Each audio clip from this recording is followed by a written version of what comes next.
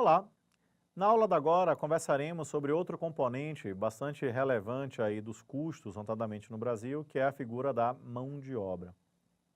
E aí o que é a mão de obra? A mão de obra, ela corresponde aí ao nosso esforço laboral e que vale em qualquer contexto, seja no contexto de custo, mão de obra produtiva, operacional, fabril, ou mesmo também no contexto da despesa, quer dizer, de natureza aí administrativa ou comercial. Por quê? Porque no Brasil a gente tem que tomar um cuidado muito grande ao apurar custo de mão de obra por uma questão muito simples. A mão de obra, ela é um dos componentes aí dos custos, que quando especificada de forma clara em relação ao objeto de custeio, eu posso chamar de mão de obra direta. Mas a discussão que veremos, ela serve não só para a mão de obra direta, como também para a mão de obra indireta, ou mesmo para aspectos que fazem referência à apuração de despesas a partir de salários. E por que isso torna-se relevante? Porque existe um ditado popular que guarda uma relação direta com a nossa aula da agora, que chama a atenção para o fato de que no Brasil o cidadão ganha pouco e custa caro. Então que paradoxo é esse, ganhar pouco e custar caro? É porque no caso brasileiro, quando a gente vai apurar o gasto, seja o custo ou a despesa, a gente tem que tomar muito cuidado com o efeito de encargos e benefícios na composição aí do gasto total relativo à folha de pagamento. Quer dizer, além do salário, vamos ter que considerar uma série de outros adicionais na apuração do custo da mão de obra. E aí, nesse caso, podemos partir essa ilustração de um exemplo bem simples, e para ser bem simples, eu estou imaginando a situação de um funcionário que ganha por hora, a legislação brasileira permite isso, e que eu estou chamando aqui de no osso, quer dizer, sem nada além do básico. E nesse caso bastante didático, eu vou imaginar que esse funcionário trabalha numa semana não inglesa, quer dizer, sem a compensação aí dos sábados, onde ele trabalha 6 dias por semana, segunda, terça, quarta, quinta, sexta e sábado. E aí, como a jornada na Constituição brasileira é de 44 horas semanais, então se ele trabalha 6 dias por semana, ao dividir 44 horas por 6, eu então encontro que ele trabalharia 7,33 horas por dia ou 7 horas e 20 minutos, se você quiser apresentar a conta em minutos. E aí, então, precisamos assumir uma remuneração para esse profissional. Qual é o nosso objetivo? Ora, eu quero entender o salário dele por hora, para depois entender o custo por hora e a partir daí comparar. Como na matemática tem dois números fáceis de fazer conta, que é o número 1 e o número 100, eu vou optar então por assumir uma remuneração de 100 por hora. Por quê? Porque se a remuneração é de 100 por hora, depois eu vou querer então saber qual vai ser o custo por hora desse profissional, qual vai ser o impacto dos encargos e benefícios na composição então desse custo a partir do salário. E como o salário base é 100, qualquer variação em cima de 100 já vai ser a própria variação percentual. E aí então o que é que eu vou fazer? Eu vou compor o gasto que teríamos ao contratar esse profissional por um ano, segregando então o salário e os encargos e benefícios legais. E depois então eu vou comparar, quer dizer, quanto ele gasta por ano, quantas horas ele trabalhar por ano, e ao dividir o gasto anual pela quantidade de horas, aí então eu vou ter o custo por hora desse profissional no ano, o que eu vou poder então comparar com a remuneração e verificar o impacto percentual disso. E aí então vamos brincar de fazer conta. Então, um ano tem 365 dias. Ora, de acordo com a legislação brasileira, o nosso amigo ele ganha os 365 dias, mais o 13º, quer dizer, mais 30, e ainda mais um terço nas férias.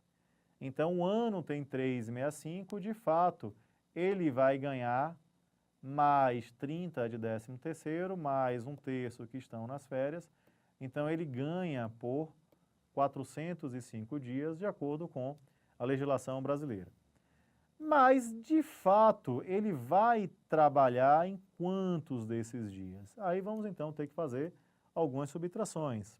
Por exemplo, repousos semanais remunerados. Ora, se eu divido, que são os domingos, né? Ele, de acordo com a legislação brasileira, ele ganha o domingo, mas folga o domingo, é um repouso semanal remunerado. Se dividimos 365 por 7, já que uma semana tem 7 dias, acharíamos aí um número próximo a 52. Então, em um ano de calendário, teríamos 52 domingos. Só que dos 52 domingos que um ano teria, 4 fazem parte das férias dele. Então, de fato, repousos semanais remunerados, teríamos 48. Quer dizer que seriam os 48 domingos que ele ganha, mas não trabalha. É um amparo aí legal que é dado. E aí, como falamos também em férias, aí eu deduziria também as férias. Então, o ano tem 365 dias, um ano não bissexto, já deduzia os domingos, que são os repousos semanais remunerados, sem considerar os que estão nas férias, e tirei as férias.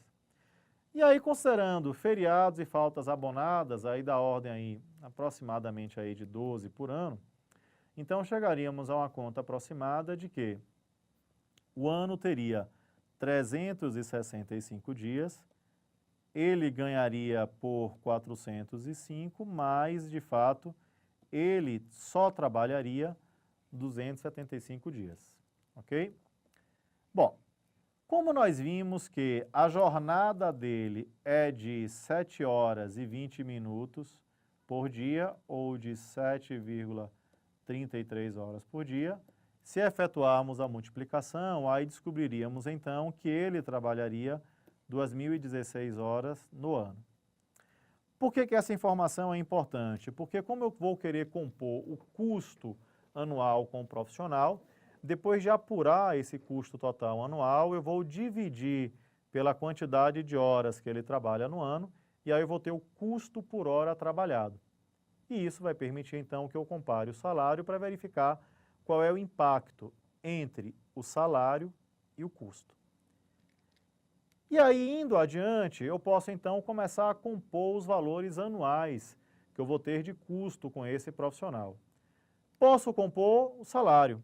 Então, ele vai trabalhar 275 dias por ano, trabalhando a 100 por hora, né? Quer dizer, trabalhando 7,33 horas por dia, que daria então um total aí de 201 mil a título de salários. Repousos semanais remunerados seriam 48 a 7,33 horas por dia, a 100 por hora, que daria então a título de repousos semanais remunerados 35.200. Férias, aí temos os 30 dias a 7,33 por dia, 100 por hora, chegaríamos então a um total anual de 22 mil de férias. Como a Constituição pede para acrescentar um terço de férias, então teríamos um terço de 22, que daria 7.333. Aí temos 13º, 30 dias a 7,33 a 100. E além disso, teríamos aí os 12 feriados e faltas abonadas no ano, a 7,33 a 100, que daria mais 8.800.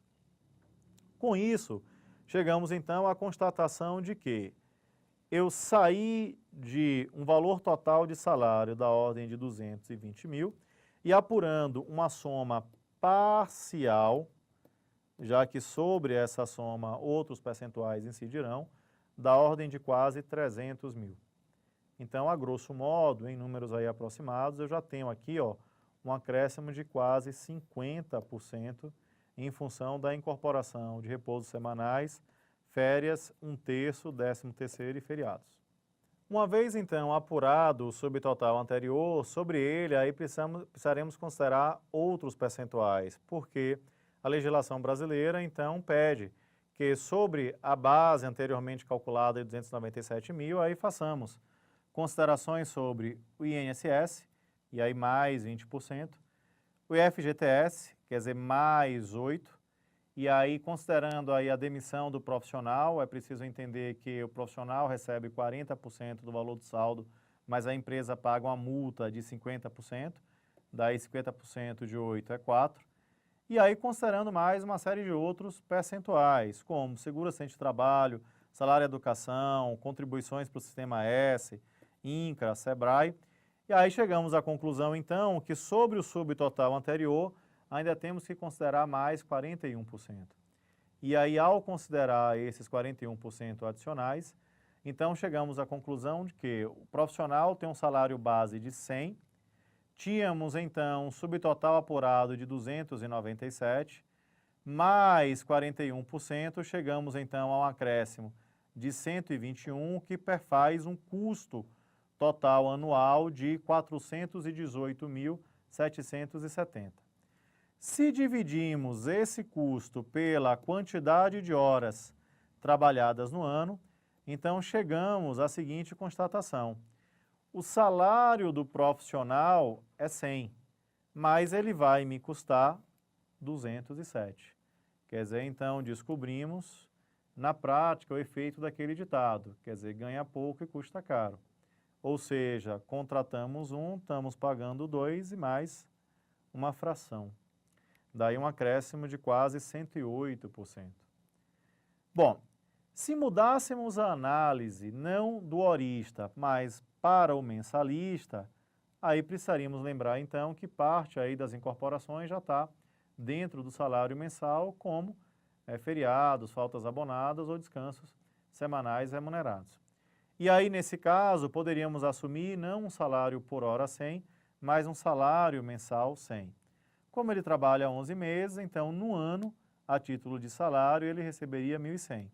Aí temos férias, sobre as férias somamos 1/3, aí temos 13º, e aí chegaríamos então a um subtotal de 1.333. Sobre esse subtotal, consideramos também as contribuições aí da ordem de 41%, e aí, então, chegaríamos a um total anual de 1.880. Ora, de fato, ele recebe ao longo de 12 meses. Mas como ele só trabalha, de fato, 11, só poderíamos chamar para custo os meses, de fato, trabalhados. Então, ao dividir 1.880, que é o custo dele anual, pelos 11 meses trabalhados, aí, então, eu descubro que o salário mensal é de 100, mas o custo mensal é de 170. Quer dizer, uma variação aí de quase 71%. E um detalhe, né? Quer dizer, essa conta que fizemos tanto para o salário horista quanto mensalista é uma conta didática. Quer dizer, no mundo real, uma série de outras incorporações aí precisariam ser feitas, a exemplo de avisos prévios, de afastamentos, treinamentos, quer dizer, auxílio transporte, alimentação e outros. Quer dizer, tudo isso aí, então, ressalta a importância de que, ao apurar custo com mão de obra no Brasil, quer dizer, indo além, né, ao apurar gasto com mão de obra no Brasil, seja custo ou despesa direto ou indireto, temos que, então, analisar com bastante cuidado o efeito aí de encargos e benefícios que oneram substancialmente aí os custos. Quer dizer, então, entender o componente mão de obra aí do custo é algo muito relevante. Bons estudos.